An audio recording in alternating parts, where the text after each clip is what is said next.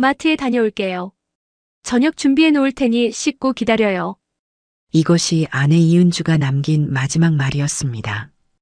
2015년 3월 15일 평범한 회사원 박성호는 장바구니를 들고 나간 아내가 영영 돌아오지 않는 충격을 겪었죠. 10년이 흘러 호라비로 살던 성호는 우연히 발견한 오래된 영수증 하나로 종로 3가 낡은 선술집을 찾게 됩니다. 그곳 무대 위에서 노래를 부르던 여인, 바로 10년 전 사라진 아내 은주였어요. 은주야! 나야! 성우야! 하지만 은주는 성호를 알아보자마자 황급히 도망쳤습니다. 왜 아내는 이런 곳에 있었을까요? 성호가 파헤친 진실 속에는 김태수라는 남자, 숨겨진 아이의 존재, 그리고 10년간 이어진 협박의 실체가 숨어 있었는데요. 과연 성호는 아내를 되찾을 수 있을까요? 영상 시청 전 구독과 좋아요 눌러주세요. 영상을 제작하는데 큰 힘이 됩니다. 박성호는 저녁 7시가 넘어서야 퇴근길에 올랐습니다. 지하철 2호선 전동차 안에서 휴대폰을 확인하니 딸 지민이가 보낸 메시지가 있었죠. 아빠 오늘 늦어요. 친구들이랑 카페에서 과제하고 있어요. 성호는 한숨을 쉬며 답장을 보냈습니다. 알겠다. 조심해서 다녀와. 집에 들어서자 고요함이 그를 맞이했습니다. 10년이 넘게 이어진 이 정적에 익숙해졌지만 여전히 마음 한구석이 무거웠죠. 냉장고 문을 열어보니 반찬통 몇 개가 달랑 놓여 있었습니다. 성호는 라면을 끓이며 과거를 떠올렸습니다. 2015년 3월 15일 저녁, 그날도 이렇게 퇴근길이 늦었죠. 현관문을 열며 여보 왔어요 라고 외쳤지만 대답이 없었습니다. 거실 탁자 위에는 장바구니와 함께 쪽지가 놓여 있었죠. 마트 다녀올게요. 저녁 준비해 놓을 테니 씻고 기다려요. 은주의 단정한 글씨체였습니다. 성호는 그때를 떠올리며 가슴이 먹먹해졌습니다. 그날 저녁 은주는 평소와 다름없이 밝은 목소리로 인사했었거든요. 아침에 출근할 때도 웃으며 손을 흔들어줬는데 말이죠. 성호는 샤워를 하고 소파에 앉아 뉴스를 보며 아내를 기다렸습니다.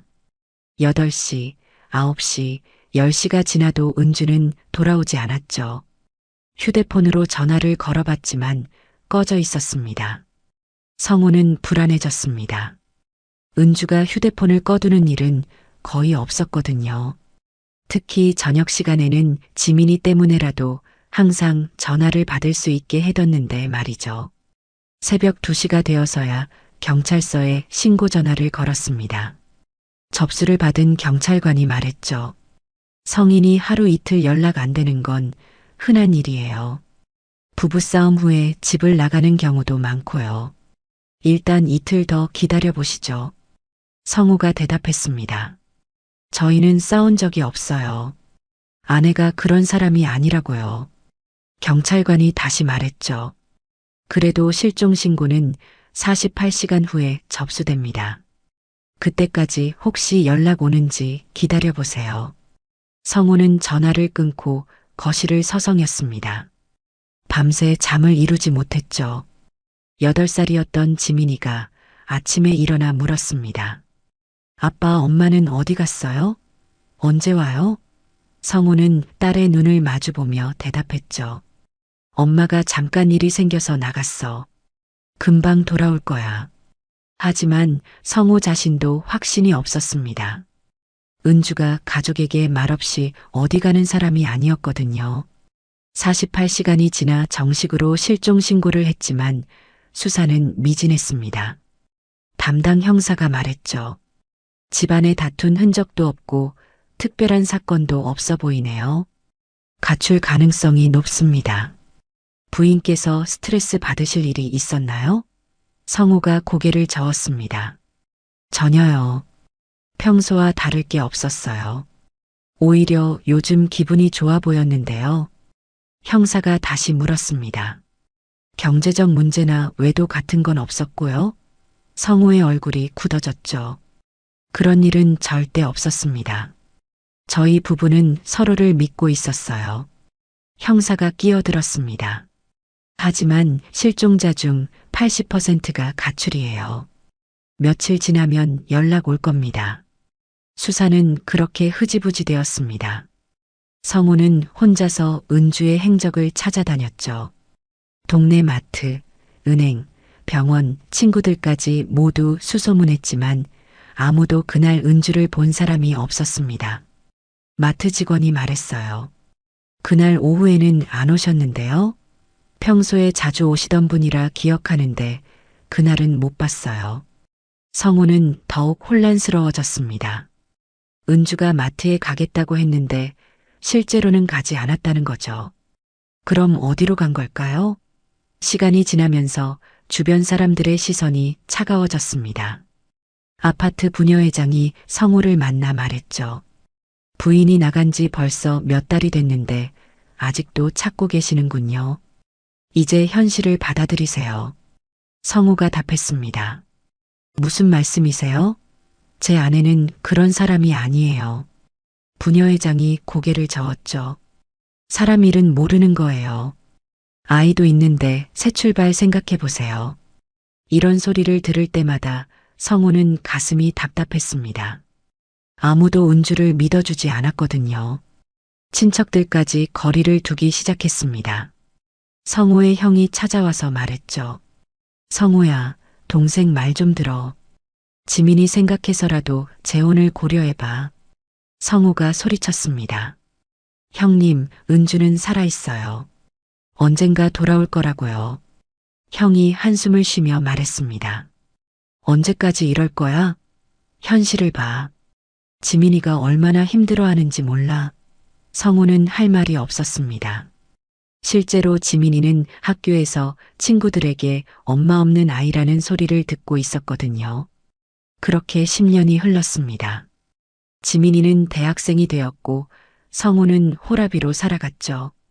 매일 저녁집에 들어올 때마다 은주가 있기를 바랐지만 현실은 달랐습니다.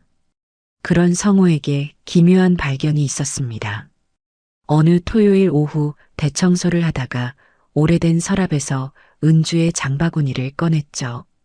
그 안에는 10년 전 마지막 날의 영수증들이 그대로 들어 있었습니다. 성우는 가슴이 뛰었습니다. 마치 은주의 흔적을 다시 발견한 기분이었거든요. 영수증 하나하나를 살펴봤습니다. 마트에서 산 우유, 계란, 양파, 당근의 영수증이었죠. 그런데 이상한 점이 있었습니다. 영수증 뒷면에 마트 도장이 찍혀 있었는데 그 도장 주변으로 작은 글씨가 써져 있었죠. 잘 보니 술집 광고였습니다. 종로삼가 선유각이라는 업소 광고가 희미하게 인쇄되어 있었던 거죠. 성우는 이상하다고 생각했습니다. 은주가 술을 거의 마시지 않는 사람이었거든요. 결혼 10년 동안 술집에 간 적도 손에 꼽을 정도였는데 말이죠. 왜 이런 광고가 영수증에 있는지 궁금했습니다. 성우는 휴대폰으로 선유각을 검색해 봤습니다. 여전히 영업 중인 곳이었죠. 리뷰를 보니 오래된 선술집이라고 나와 있었습니다. 단골들이 많이 찾는다고 되어 있더군요. 성우는 묘한 예감이 들었습니다. 혹시 은주와 관련이 있는 곳일까요? 10년 동안 찾지 못했던 단서가 이런 곳에 숨어 있는 건 아닐까 하는 생각이 들었습니다. 성우는 결심했습니다. 직접 가서 확인해 보기로 말이죠. 성우는 다음 날 저녁 종로 3가로 향했습니다. 지하철에서 내려 골목길을 걸으며 선유각을 찾았죠. 낡은 간판이 희미하게 빛나고 있었습니다. 성우는 잠시 망설였습니다. 정말 들어가야 할까요? 하지만 10년 동안 찾지 못한 아내의 단서일지도 모른다는 생각에 문을 밀었습니다. 술집 안은 좁고 어두웠습니다. 싸구려 조명이 몇 개 걸려 있었고 담배 냄새가 진동했죠. 벽면에는 색바랜 포스터들이 붙어 있었고 바닥은 끈적했습니다. 손님들은 대부분 중년 남성들이었어요. 회사원 복장의 사람들부터 작업복을 입은 사람들까지 다양했습니다. 성우는 구석자리에 앉아 맥주 한 잔을 주문했습니다. 사장으로 보이는 남성이 다가와 말했어요. 어서 오세요. 처음 오시는 것 같은데 우리 집 노래 정말 좋아요. 성우가 고개를 끄덕이며 답했습니다. 네, 그냥 한잔하러 왔어요. 사장이 웃으며 말했죠. 곧 우리 간판 가수가 나와요. 목소리가 끝내준다니까요. 벌써 몇 년째 단골들이 그분 보러 와요. 성우는 무심코 고개를 끄덕였습니다. 주변을 둘러보니 벽에 출근부 같은 것이 걸려 있었어요. 여러 여성들의 이름이 적혀 있었는데 그 중 하나가 눈에 띄었습니다. 이은주라는 이름이 적혀 있었거든요. 성우는 가슴이 두근거렸습니다. 설마 우연의 일치일까요? 그런데 잠시 후 무대에 여인이 올라왔을 때 성우의 심장이 멈춰버렸습니다. 그 여인은 다름 아닌 은주였거든요. 10년 전보다 야위긴 했지만 분명히 아내였습니다. 성우는 믿을 수 없다는 표정으로 눈을 비비고 다시 봤죠. 착각이 아니었습니다. 은주가 화려하지 않은 검은색 드레스를 입고 마이크 앞에 서 있었거든요. 드레스는 낡아 보였고 화장도 진했습니다. 성우의 손이 떨리기 시작했습니다. 은주는 슬픈 표정으로 노래를 부르기 시작했습니다. 옛날 트로트였죠. 이미자의 동백아가씨였습니다. 목소리는 여전히 아름다웠지만 어딘가 지쳐 보였어요. 예전에 집에서 흥얼거리던 그 목소리가 맞았습니다. 성우는 가슴이 두근거렸습니다. 정말 은주가 맞나요? 10년 동안 찾아 헤맨 아내가 이런 곳에서 노래를 부르고 있다니 믿어지지 않았거든요. 손님들이 박수를 치며 소리쳤어요. 좋아. 한 곡 더. 은주야, 오늘 목소리 정말 좋다. 성우는 그들이 은주를 부르는 호칭을 듣고 더욱 확신했습니다. 노래가 끝나자 은주는 무대에서 내려와 손님들 사이를 돌아다니기 시작했어요. 술잔을 따라주고 안주를 가져다 주면서 말이죠. 그런데 그 모습이 성우에게는 너무 고통스러웠습니다. 한 손님이 은주의 허리를 감싸며 말했어요. 은주야, 오늘 밤 같이 나가자. 얼마면 돼? 은주가 손을 빼며 답했습니다. 죄송해요. 저는 그런 일 안 해요. 손님이 웃으며 말했죠. 에이, 여기서 일하면서 그런 소리 하지 마. 다들 그런 거 아니야? 다른 손님도 끼어들었어요. 맞아. 우리가 돈 쓰러 오는 건데 좀 친절하게 해봐. 은주의 얼굴이 굳어졌습니다. 하지만 억지로 웃음을 지으며 말했죠. 손님들, 술이나 더 드세요. 안주도 시키고요. 성우는 그 모습을 보며 주먹을 쥐었습니다. 참을 수 없었거든요. 자리에서 일어서려던 순간 은주와 눈이 마주쳤죠. 은주의 얼굴이 창백해졌습니다. 분명히 성우를 알아본 거였어요. 은주는 당황한 표정으로 마이크를 놓치고 말았습니다. 마이크가 바닥에 떨어지며 큰 소리가 났죠. 꽝하는 소음이 술집 전체에 울려 퍼졌습니다. 손님들이 웅성거렸어요. 왜 그래? 뭔 일이야? 은주 괜찮아? 은주는 황급히 무대에서 내려와 뒷문 쪽으로 향했습니다. 걸음이 빨랐어요. 마치 도망치듯 말이죠. 성우도 서둘러 자리에서 일어났죠. 사장이 성우를 불러 세웠어요. 손님, 어디 가세요? 돈도 안 내고. 성우는 주머니에서 10,000원짜리를 꺼내 테이블에 던지고 은주를 쫓았습니다. 뒷문으로 나가니 좁은 골목이었죠. 가로등 하나가 깜빡거리고 있었고 쓰레기통이 군데군데 놓여 있었어요. 은주의 모습은 이미 보이지 않았습니다. 성우는 골목을 뛰어다니며 은주를 찾았어요. 은주야, 은주야, 어디 있어? 나야, 성우야. 하지만 대답이 없었습니다. 골목 끝에서 하이힐 소리가 멀어지는 게 들렸지만 어둠 때문에 모습은 보이지 않았죠. 성우는 숨을 헐떡이며 벽에 기댔습니다. 정말 꿈이었을까요? 아니면 착각이었을까요? 하지만 분명히 은주였습니다. 그 눈빛, 그 목소리, 모든 게 아내 은주였거든요. 성우는 다시 술집으로 들어갔습니다. 사장에게 물어봤죠. 방금 노래 부른 여자분 이름이 뭐예요? 사장이 대답했습니다. 아, 은주 씨요? 여기서 일한 지 꽤 됐어요. 손님들 사이에서도 인기가 좋아요. 성우의 심장이 다시 뛰기 시작했습니다. 이름까지 같다니 우연일 수 없었거든요. 성우가 다시 물었어요. 언제부터 여기서 일했나요? 사장이 생각하며 말했습니다. 한 7년 정도 됐나? 처음 왔을 때는 많이 힘들어 보이더라고요.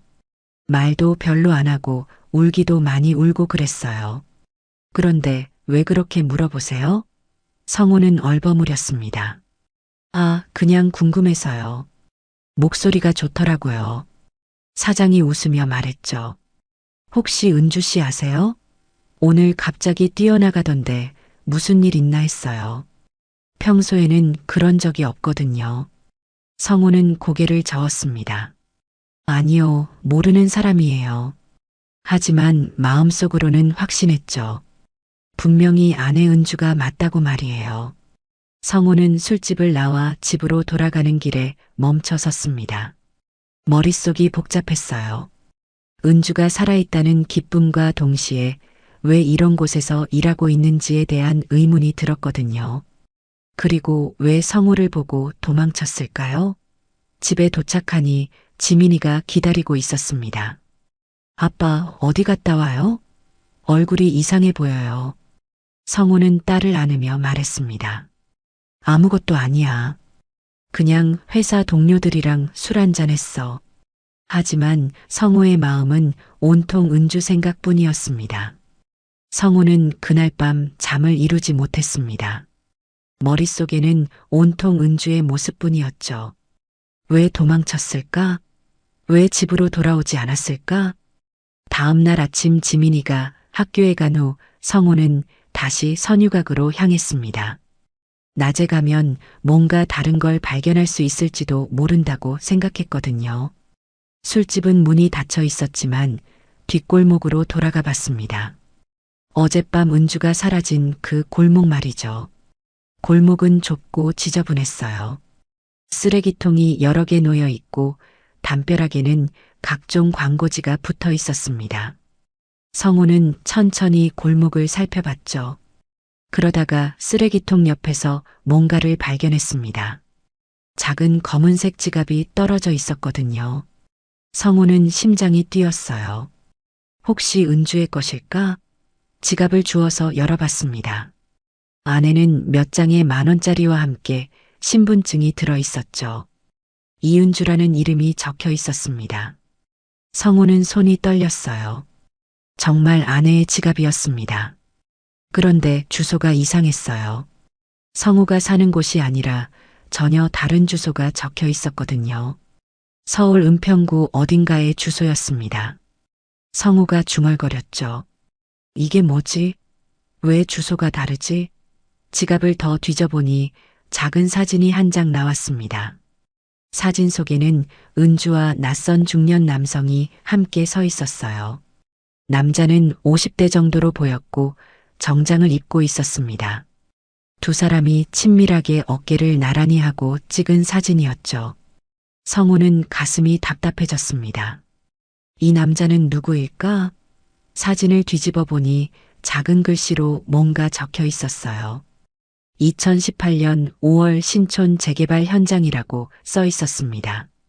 성우는 더욱 혼란스러워졌죠. 신촌 재개발 현장? 은주가 왜 그런 곳에 있었을까? 그리고 이 남자와는 어떤 사이일까?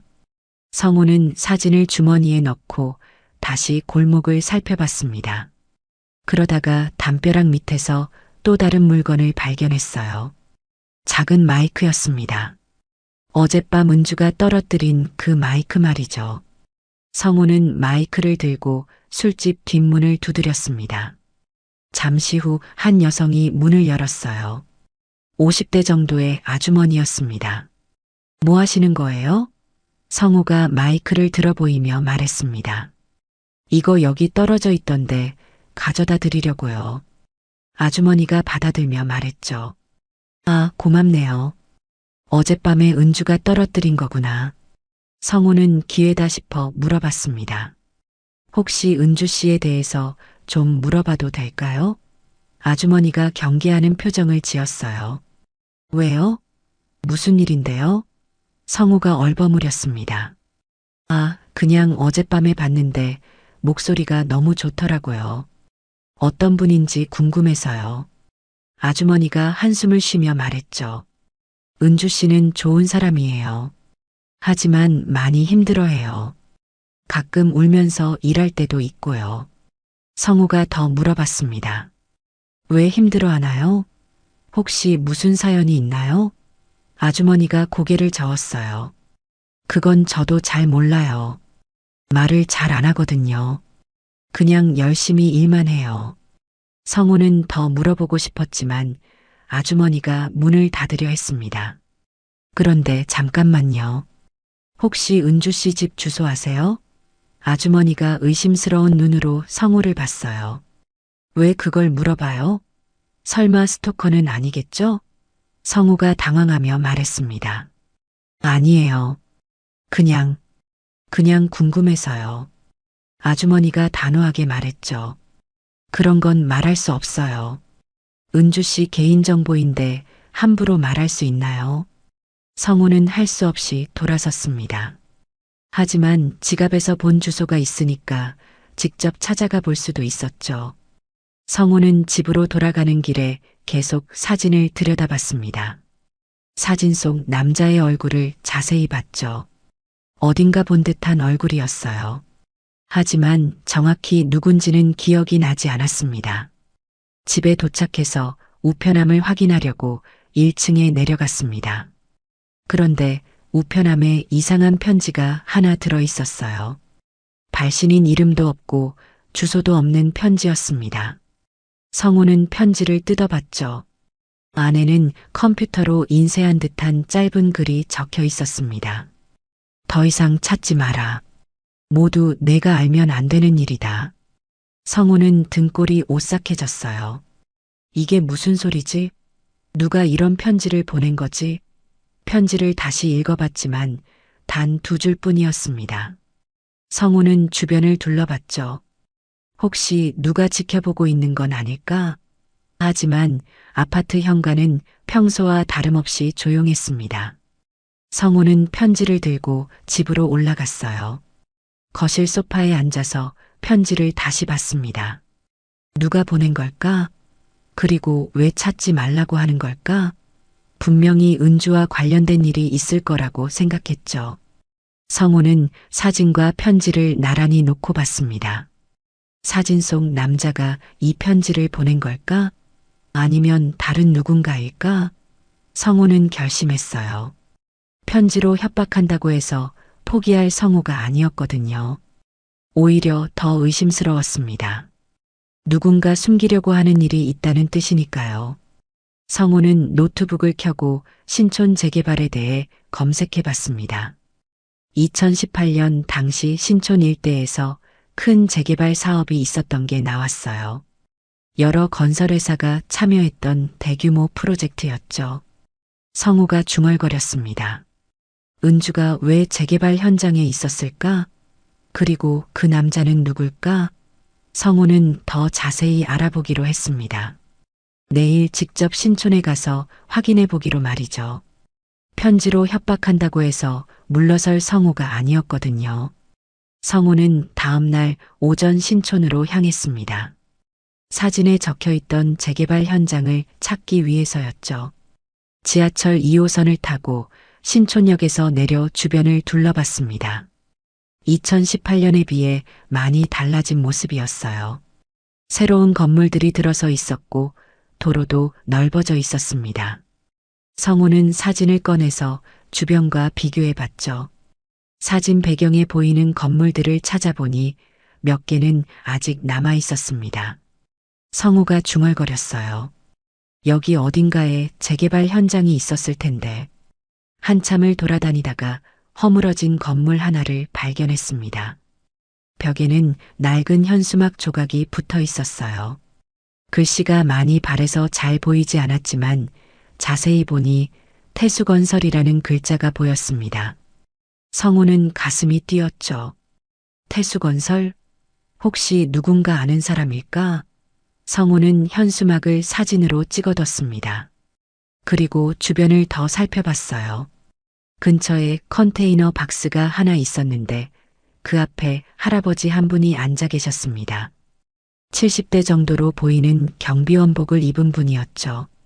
성우가 다가가서 인사했습니다. 안녕하세요. 혹시 여기 예전에 재개발 공사할 때 계셨나요? 할아버지가 성우를 올려다보며 답했어요. 응, 그럼. 여기서 경비 일한 지 15년 됐어. 왜 그래? 성우가 사진을 보여드렸습니다. 혹시 이분 아세요? 여기서 일하신 적 있나요? 할아버지가 안경을 쓰고 사진을 자세히 봤어요. 아, 이 여자는 은주 씨구나. 여기서 사무일 했었지. 성우의 심장이 빠르게 뛰기 시작했습니다. 정말요? 정말 여기서 일했어요? 할아버지가 고개를 끄덕였죠. 그럼 2년 넘게 일했어. 참 착한 사람이었는데. 성우가 더 자세히 물어봤습니다. 어떤 일을 하셨나요? 언제까지 일하셨어요? 할아버지가 말했어요. 공사 현장 사무실에서 서류 정리하고 그런 일 했지. 그런데 어느 날부터 안 나오더라고. 성우가 물었습니다. 언제부터 안 나왔어요? 할아버지가 생각해 보더니 답했죠. 한 10년 전쯤인가. 갑자기 안 나오길래 이상하다 했는데. 성우가 가슴 뛰며 물었어요. 혹시 왜 안 나왔는지 아세요? 할아버지가 주변을 둘러보고 목소리를 낮췄습니다. 사실 그 전부터 이상했어. 김 사장이 은주 씨한테 자꾸 이상한 일 시키더라고. 성우가 물었죠. 김 사장이요? 할아버지가 답했어요. 김태수? 여기 하청업체 사장이야. 성우는 깜짝 놀랐습니다. 김태수라고요? 혹시 서울대학교 건축과 나온 사람인가요? 할아버지가 고개를 끄덕였어요. 맞아, 그 사람. 어떻게 알아? 성우는 머리가 복잡해졌습니다. 김태수는 성우의 대학교 선배였거든요. 과는 달랐지만 같은 동아리에서 활동했던 사이였죠. 성우가 다시 물었습니다. 김태수가 은주 씨한테 어떤 일을 시켰나요? 할아버지가 한숨을 쉬며 말했어요. 처음에는 그냥 서류 일이었는데 나중에는 이상한 일들을 시키더라고. 밤늦게 남아서 일하게 하고 주말에도 부르고. 성우의 얼굴이 굳어졌습니다. 그래서요? 할아버지가 계속 말했죠. 은주 씨가 싫어하는 게 보였어. 가끔 울면서 일할 때도 있고. 그래서 내가 물어봤더니 그냥 괜찮다고 하더라고. 성우가 물었어요. 다른 건 없었나요? 할아버지가 목소리를 더욱 낮췄습니다. 김 사장이 은주 씨한테 협박하는 걸 봤어. 사무실에서 큰 소리 치면서 뭔가 요구하더라고. 성우가 급하게 물었죠. 뭘 요구했는데요?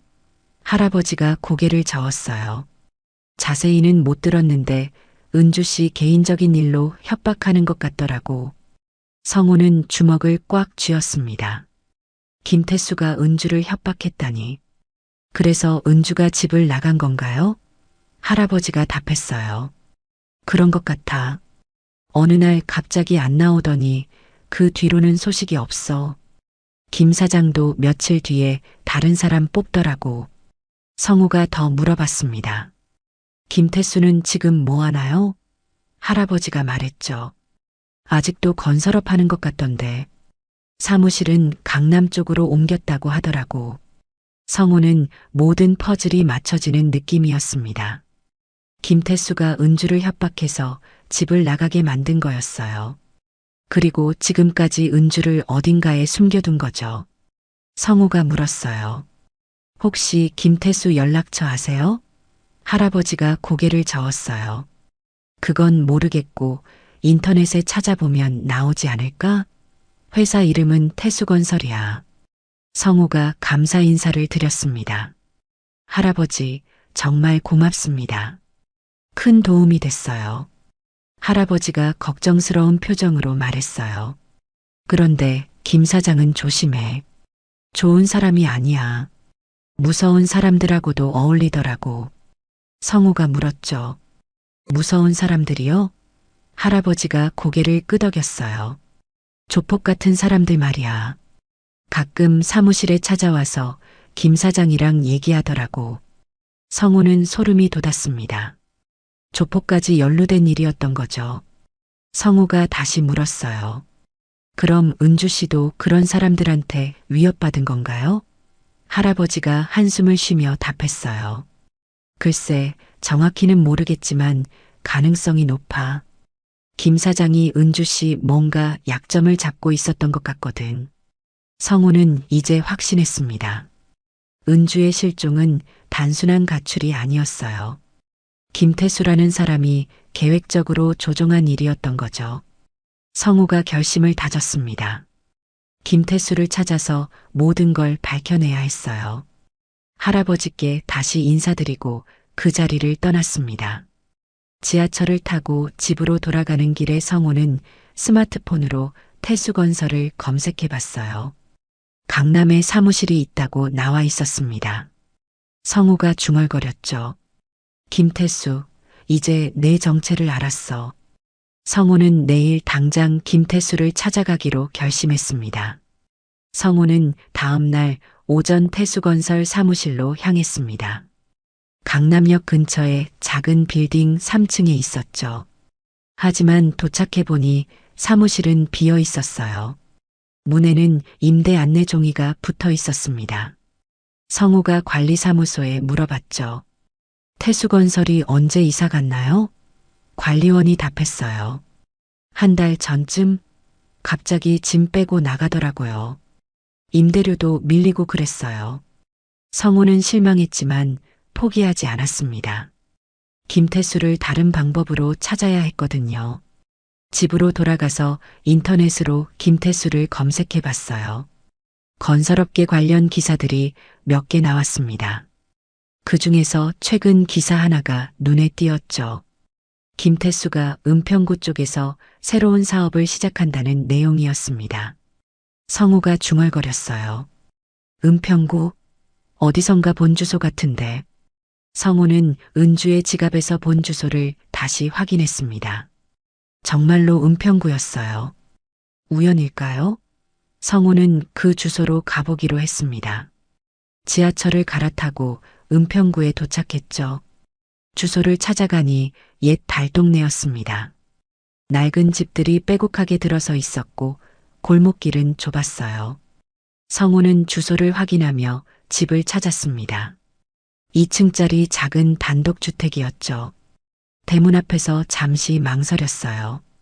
정말 들어가도 될까? 성우가 문을 두드렸습니다. 잠시 후 할머니 한 분이 나왔어요.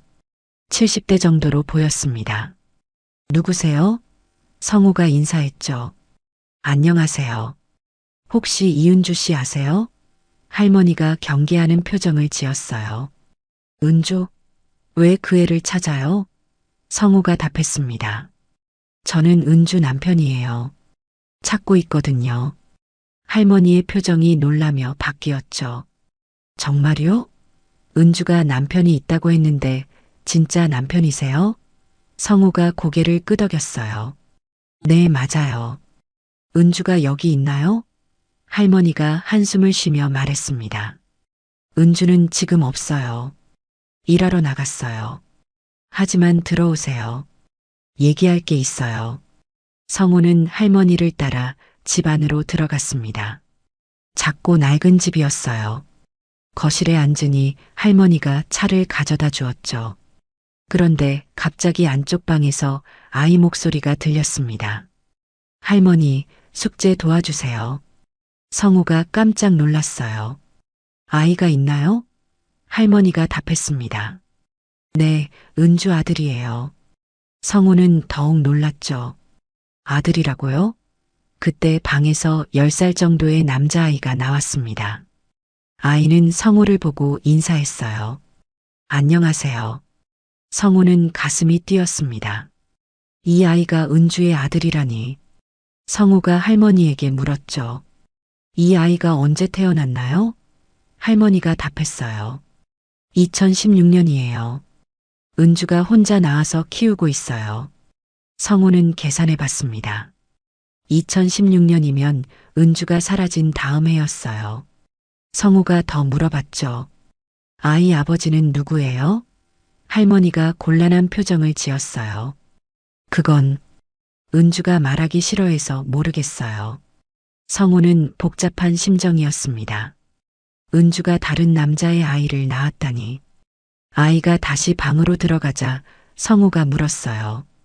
혹시 아이 방 좀 봐도 될까요? 할머니가 고개를 끄덕였죠. 그럼요. 민호야, 아저씨가 내 방 구경하고 싶대. 민호라는 아이가 대답했어요. 네, 들어오세요. 성우는 아이 방으로 들어갔습니다. 작은 방이었지만 깨끗하게 정리되어 있었어요. 책상 위에는 공부하던 흔적이 있었고 그림도 몇 장 그려져 있었습니다. 그런데 책상 모서리에서 편지 한 통을 발견했어요. 성우가 물었습니다. 민호야, 이 편지는 뭐야? 민호가 답했죠. 엄마가 쓴 거예요. 가끔 편지 써주세요. 성우는 편지를 펼쳐봤습니다. 글씨체는 분명히 은주의 것이었어요. 내용을 읽어보니 가슴이 아팠습니다. 민호야, 엄마가 지켜주지 못해서 미안해.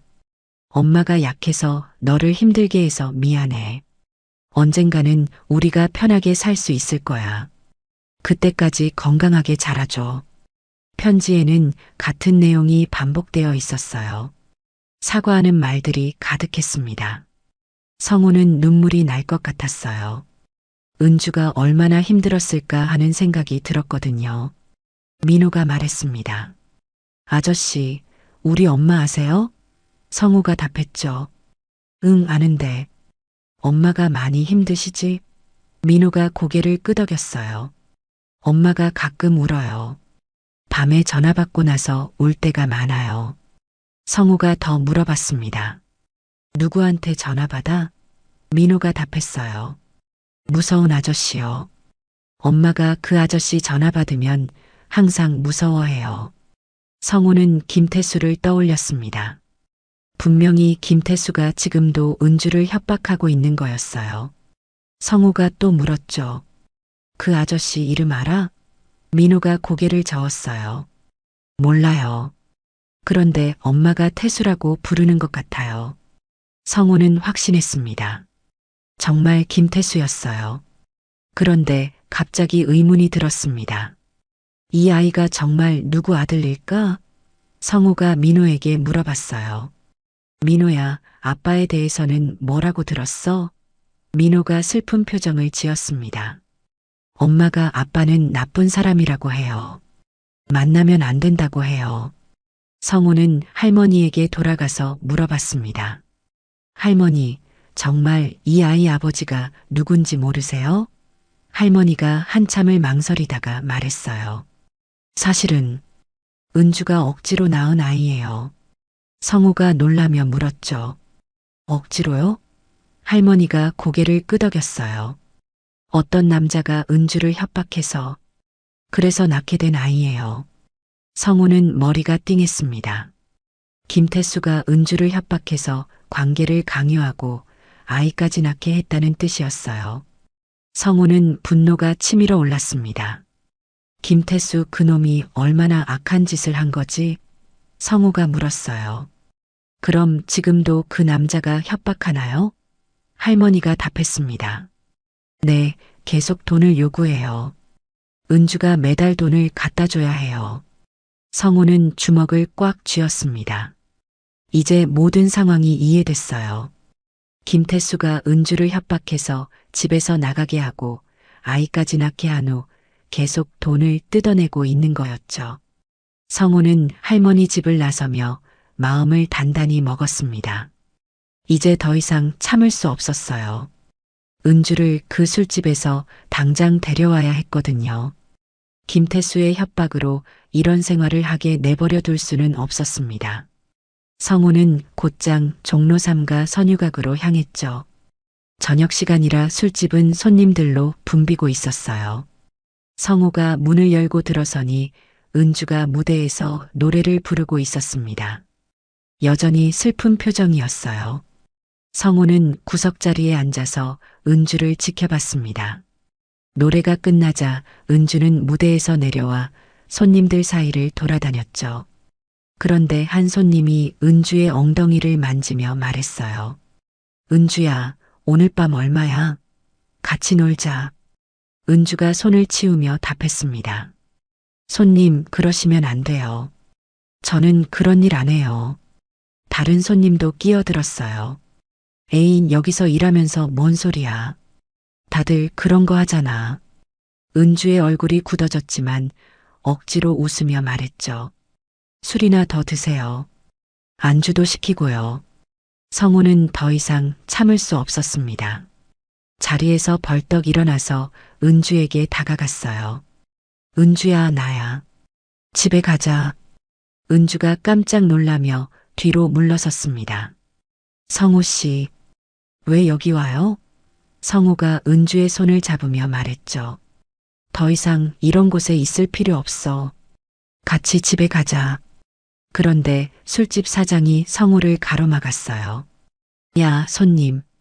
뭐 하는 거야? 우리 직원한테 왜 그래? 성우가 대답했습니다. 이 사람은 제 아내예요. 데려가겠습니다. 사장이 비웃으며 말했죠. 아내? 말도 안 돼. 은주는 우리 가게 직원이야. 빚도 있고 말이야. 성우가 물었어요. 빚이요? 무슨 빚이요? 사장이 은주를 거칠게 당기며 말했습니다.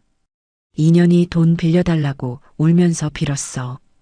그래서 돈 빌려줬더니 이제 와서 집에 간다고? 성우는 사장이 은주를 다루는 모습을 보며 화가 났어요.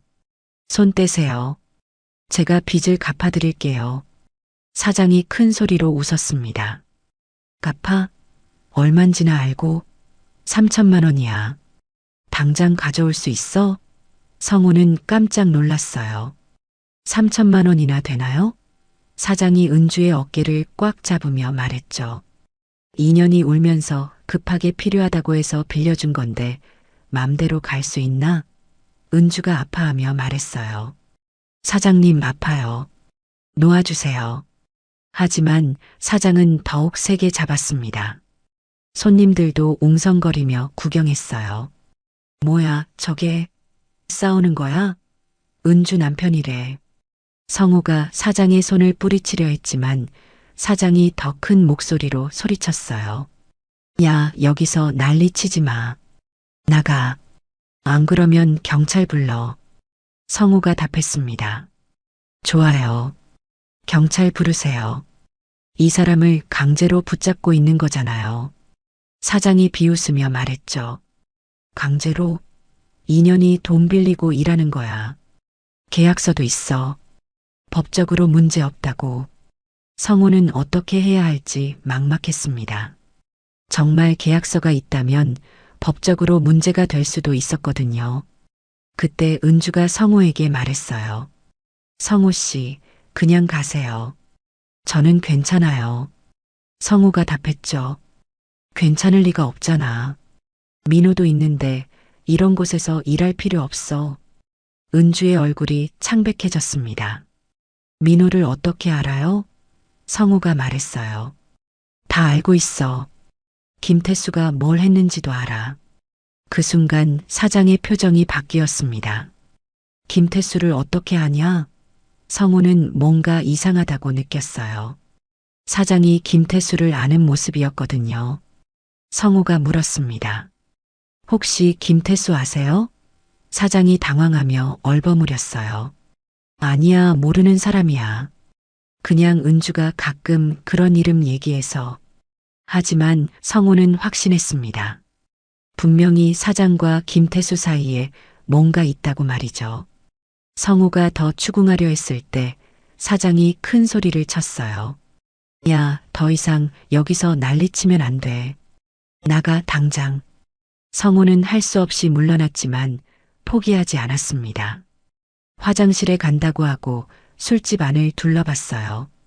뒤편에 작은 방이 하나 있었는데 문이 살짝 열려 있었습니다. 성우는 주변을 살피고 그 방으로 들어갔죠. 작은 사무실 같은 곳이었어요. 책상 위에는 각종 서류들이 놓여 있었습니다. 성우가 서류들을 뒤져보니 놀라운 것을 발견했어요. 장부 하나에 김태수의 이름이 적혀 있었거든요. 그것도 매달 일정한 금액이 적혀 있었습니다. 성우는 장부를 자세히 봤어요. 김태수에게서 매달 500만 원씩 받고 있다고 기록되어 있었습니다. 그리고 그 돈으로 은주의 생활비와 빚을 충당한다고 적혀 있었죠. 성우는 더욱 놀랐습니다. 김태수가 이 술집 사장에게 돈을 주고 은주를 관리하게 하고 있는 거였어요. 장부 뒤쪽을 보니 더 충격적인 내용이 있었습니다. 조직 관련 사람들의 연락처가 적혀 있었거든요. 그리고 김태수와 그들이 함께 사업을 하고 있다는 내용도 있었어요.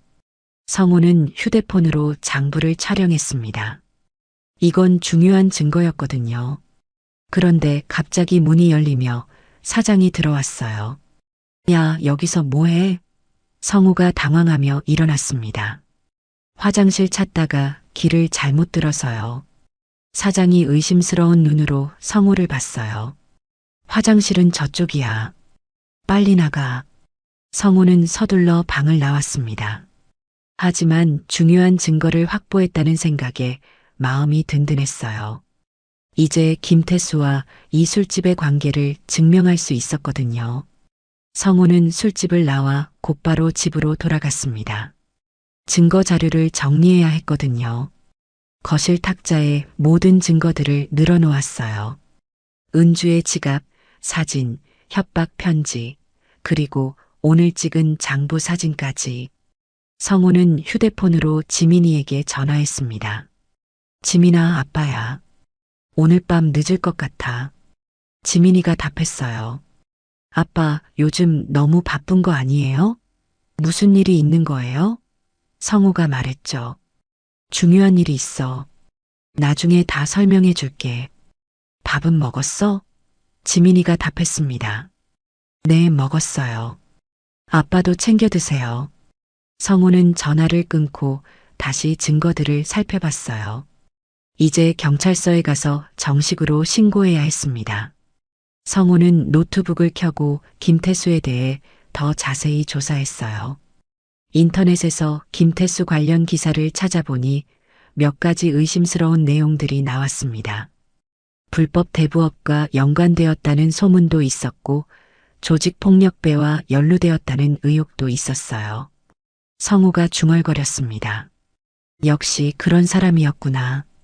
다음 날 아침 성우는 관할 경찰서를 찾았습니다. 수사과에 가서 형사에게 모든 상황을 설명했어요.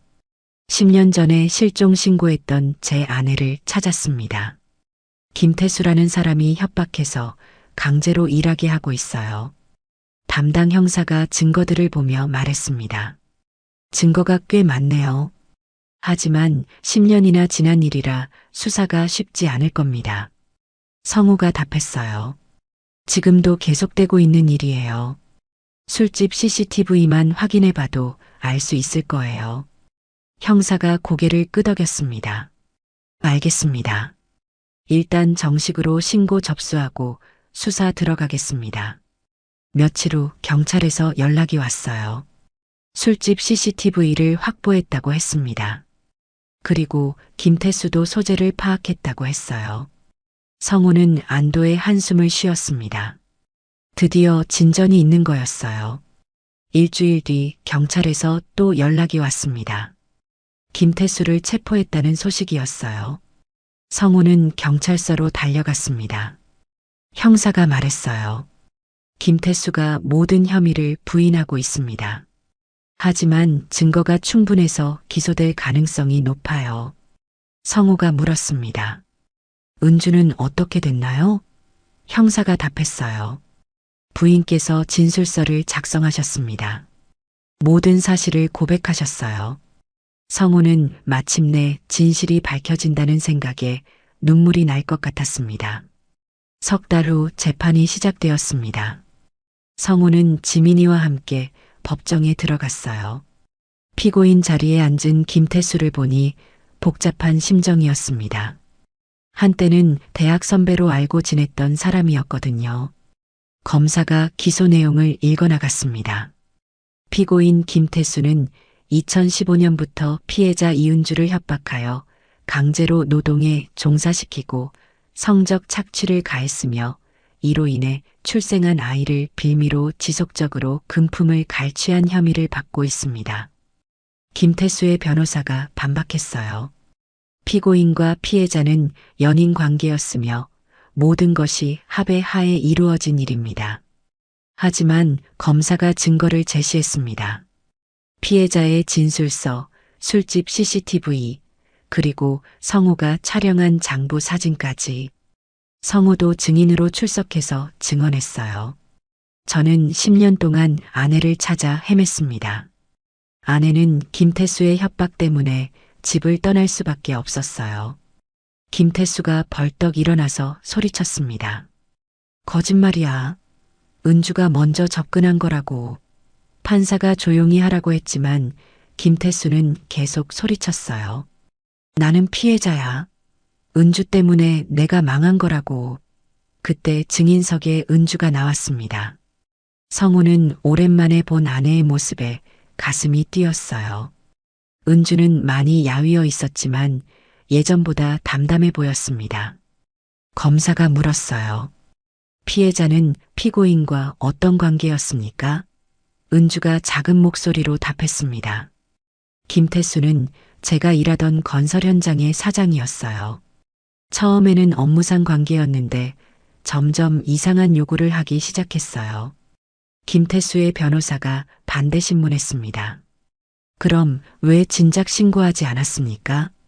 은주가 눈물을 흘리며 답했어요. 무서웠어요. 협박을 받았거든요.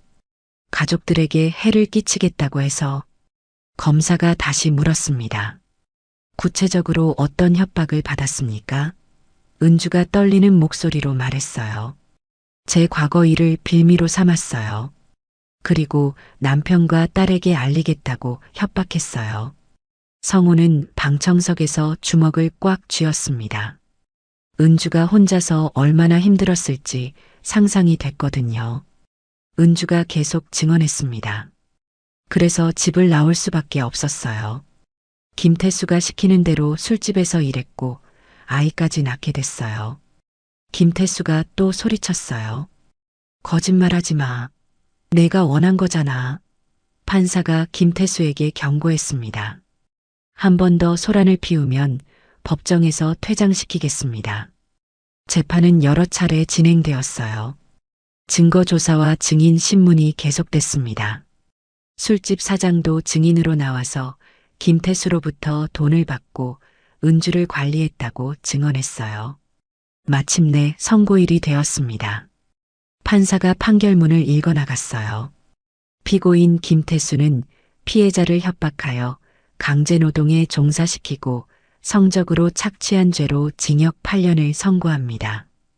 김태수는 믿을 수 없다는 표정을 지었지만 판결은 확정되었습니다. 성우는 드디어 정의가 실현되었다는 생각에 안도했어요.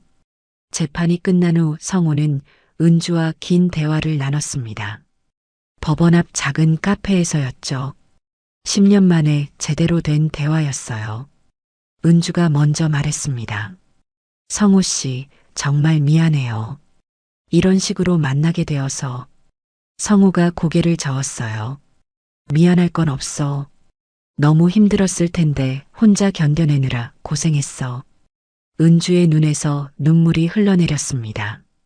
매일 집에 돌아가고 싶었어요. 지민이도 보고 싶고 성우 씨도 보고 싶었는데. 성우가 은주의 손을 잡았어요. 이제 돌아와. 우리 다시 시작하자. 은주가 불안한 표정을 지었습니다. 민호는 어떻게 하죠? 제가 다른 사람 아이를 낳았는데. 성우가 단호하게 말했어요. 민호도 우리가 돌봐야지. 그 아이에게는 죄가 없어. 하지만 은주는 여전히 망설였습니다. 지민이가 받아들일 수 있을까요? 성우가 답했어요. 지민이는 착한 아이야. 분명히 이해해 줄 거야. 그날 저녁 성우는 지민이와 진지한 대화를 나눴습니다. 거실 소파에 앉아서 모든 상황을 설명했어요. 지민아, 엄마를 찾았어. 지민이의 얼굴이 밝아졌다가 이내 복잡한 표정이 되었습니다. 정말요? 그럼 엄마가 돌아와요? 성우가 고개를 끄덕였어요. 그런데 얘기할 게 있어. 엄마에게 남동생이 생겼어. 지민이가 깜짝 놀랐습니다. 남동생이요? 성우는 김태수의 협박과 민호의 존재에 대해 차근차근 설명했어요. 지민이는 한참 동안 말이 없었습니다. 그러다가 입을 열었어요. 엄마가 많이 힘들었겠네요. 성우가 딸을 안으며 말했죠. 지민이가 이해해줘서 고마워. 지민이가 답했어요. 엄마가 돌아오는 게 중요해요. 남동생도 가족이니까 잘해줄게요. 며칠 후 은주는 정신과 상담을 받기 시작했습니다. 10년간의 트라우마를 치료하기 위해서였어요. 상담사 선생님이 말했습니다. 시간이 많이 걸릴 거예요. 하지만 가족의 지지가 있으니까 회복될 수 있을 거예요. 성우는 은주의 상담에 적극적으로 협조했습니다. 부부 상담도 함께 받았죠. 상담사가 물었어요. 서로에 대한 원망은 없으신가요? 성우가 답했습니다. 원망보다는 안타까워요. 혼자 그런 일을 겪게 해서 미안해요. 은주도 말했어요. 성우 씨를 속이고 떠난 게 제일 죄송해요. 하지만 다른 방법이 없었어요. 한편 민호의 문제도 해결해야 했습니다. 성우는 아동보호 전문기관에 상담을 받았어요. 담당자가 설명했습니다. 현재 할머니 집에서 지내고 있지만 장기적으로는 안정된 환경이 필요해요. 성우가 물었어요. 저희가 입양할 수 있나요? 담당자가 답했습니다. 친모의 동의가 있다면 가능해요. 하지만 시간이 걸릴 겁니다. 성우는 우선 민호를 위한 양육비를 지원하기로 했어요. 그리고 주말마다 민호를 만나기 시작했습니다. 처음 만났을 때 민호가 물었어요. 아저씨가 우리 엄마 남편이에요? 성우가 답했죠. 그럼 이제 아저씨가 민호 아빠가 될 거야. 민호가 기뻐하며 말했어요. 정말요? 그럼 누나도 있어요? 성우가 웃으며 답했습니다. 응, 지민이 누나가 있어. 곧 만나게 될 거야. 그렇게 몇 주가 지나고 드디어 은주가 집으로 돌아왔습니다. 10년 만에 귀가였어요. 현관문을 열고 들어서는 은주의 모습을 보며 성우는 가슴이 뭉클했습니다. 지민이도 어색해하면서도 엄마를 반겼어요. 엄마, 오랜만이에요. 은주가 딸을 안으며 울었습니다. 지민아, 너무 컸구나. 엄마가 미안해. 그날 저녁 세 식구는 함께 저녁을 먹었어요. 10년 만에 완성된 식탁이었습니다. 은주가 성우와 지민이가 좋아하는 김치찌개를 끓여줬어요. 맛은 예전과 같았습니다. 지민이가 말했어요. 엄마 요리 맛있어요. 그동안 아빠가 요리했는데 맛이 이상했어요. 성우가 웃으며 답했죠. 야, 아빠 요리도 나름 괜찮았는데. 가족들이 함께 웃었습니다. 오랜만에 들리는 웃음소리였어요. 식사를 마친 후 성우는 은주에게 말했습니다. 은주야, 다시는 혼자 힘든 일 겪지 마. 무슨 일이 있어도 같이 해결하자. 은주가 고개를 끄덕였어요.